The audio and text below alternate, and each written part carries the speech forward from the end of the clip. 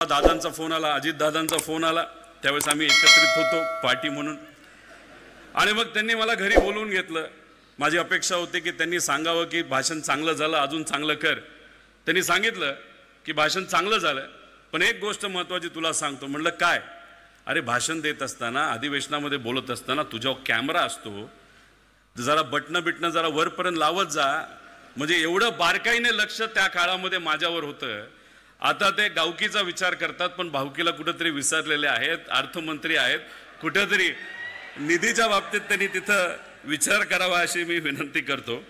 परंतु काही जण पहिल्या टर्मलाच त्यांना वाटतं की मी मोठा झालो पाहिजे, मी भाषण केलं पाहिजे.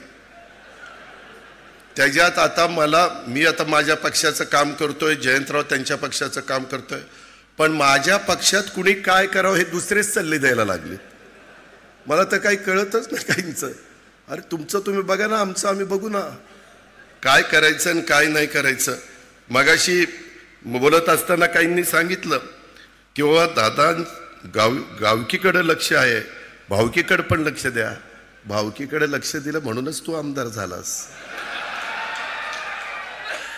जरा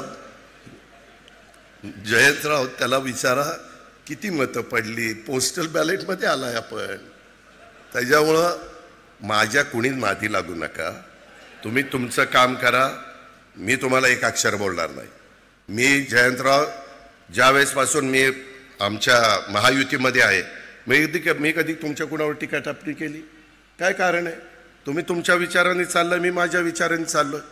आणि शेवटी आपल्याला साध्य काय करायचं आहे? महाराष्ट्राचा सर्वांगीण विकास.